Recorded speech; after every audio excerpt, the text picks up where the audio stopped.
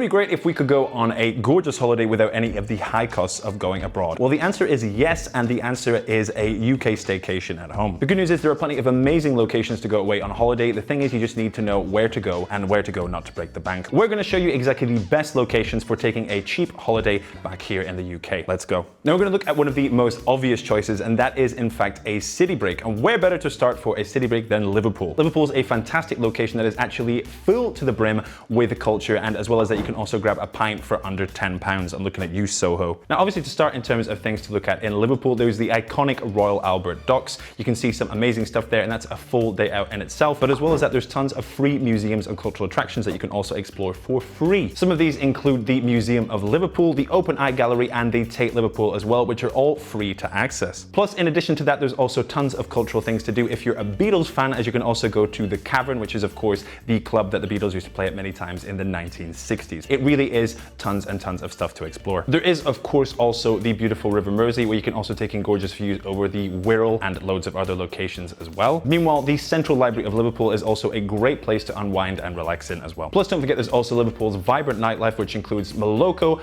Bar, and loads more that are also free entry as well to boot. Not to mention also that Hardman Street caters to pretty much everyone in terms of nightlife. Not to mention there's tons of fabulous restaurant on Duke Street food and drink market, as well as Rudy's Neapolitan Pizza, which is also fantastic for pizza, needless to say. All in addition to Bakchich, which is great for Lebanese and Moroccan food, and also all of these restaurants won't exactly break the bank also. But the truth is that there's too many locations, rural, pristine locations in Yorkshire and gorgeous cities and whatnot to explore to pass it up. Again, probably many of you actually already know these locations, as some of them are quite famous, but we're going to tell you some that are a little bit off the beaten track. Oh, and again, I can actually vouch for these locations because I actually grew up there. Now, one of the best locations and one of the most affordable locations, as reported by Sykes Cottages, is actually in Home Firth itself in Kirklees and West Yorkshire. There's tons of amazing, immaculate countryside to hike and to do loads of fun activities, and as well as that, the area even has its own vineyard. You actually might even know the area because it's the setting for the famous TV show Last of the Summer Wine. In addition to that, there's also tons of cottages and other gorgeous forms of accommodation for really good prices. Now, another fantastic location in Yorkshire that's actually really nearby to Home Firth is Haworth, which is located over in Bradford. Now, Haworth is a absolutely gorgeous location that looks like it's straight out of the industrial age via the Railway Children, but as well as that, there's also amazing locations to visit, and if you're a fan of the Brontes,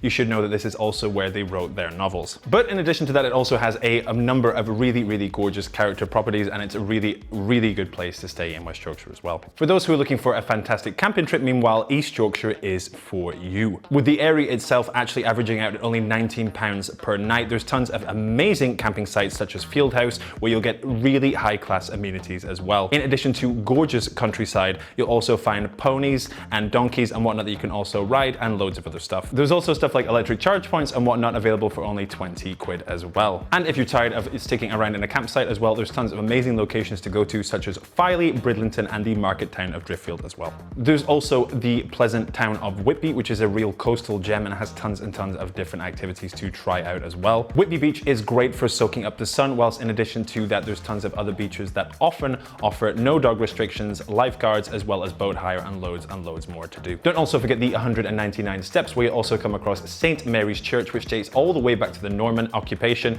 and as well as that also influenced Bram Stoker's Dracula. Otherwise, in addition to that, the harbour and Panet Park are also really great affordable things to do and see. Plus, Scarborough also deserves an honourable mention for its cheap accommodation, and as well as that, tons of lifestyle activities to enjoy. North Bay Beach in particular offers no dog restrictions, and in addition to that, tons of water sport activities such as speedboats and surfing, and loads more. Alternatively, the South Beach in Scarborough also offers tons of amazing amenities such as Scarborough's Promenade and fantastic views of the harbour as well. Other tips are also Peace Home Park, which offers boating and cafes and whatnot, and as well as that, there's also a 21.7-mile walk all along to Whitby in case you feel like combining the two. Now, there's hardly going to be any mouths agape when I say that Devon is, needless to say, a really popular tourist destination, but what many people don't actually know, and certainly haven't been visiting often, is Devon's Heartland Peninsula, which is a hidden gem. Now, this is an area of land that's often overlooked by people who go to North Devon with its surfy, sandy beaches and whatnot. However, there's tons and tons of dramatic landscapes to see around the area,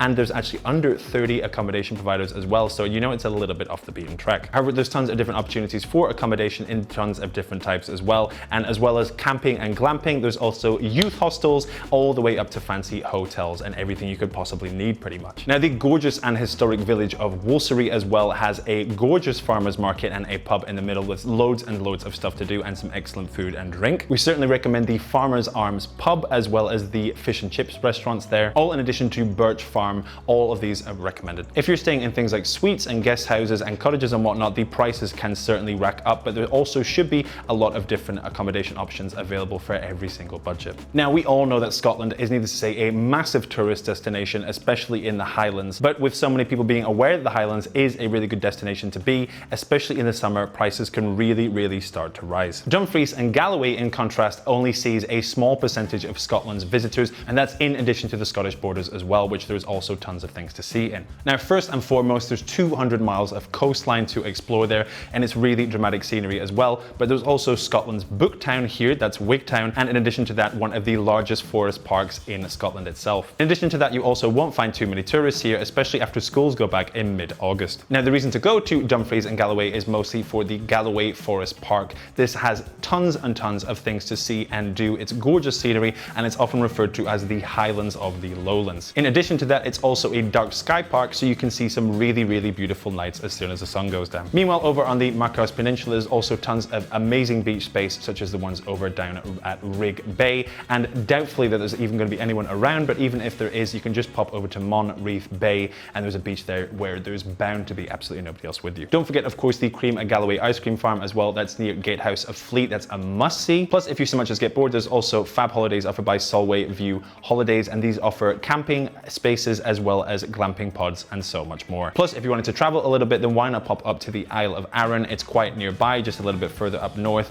It's only £10 to get the ferry there and back, and there is everything you could possibly want to see, including mountains, gorgeous beaches, and even palm trees somehow in Scotland. Now, there's obviously been a lot of talk about St Ives in Cornwall as being one of the best seaside towns in the UK, but what with so many people traveling down there, so many people picking up second homes there and whatnot, the cost of living has actually skyrocketed, and now it's simply so expensive to go and visit there. In fact, the difference is so stark that by instead going to a different coastal town or a different seaside town in the UK, you could be saving up to £3,000 on your holiday. So how do we find gorgeous holiday spots in the area without breaking the bank? Well, if you just so much as pop across the border into Wales, there's some fantastic seaside spots where you can grab just as good an experience. In particular, we're talking about the Gower Peninsula in Wales. That's near Swansea, and this is simply a breathtaking location to visit. Actually designated as the UK's first area of outstanding natural beauty all the way back in 1956, the Gower Peninsula has some amazing dramatic landscapes as well as caves,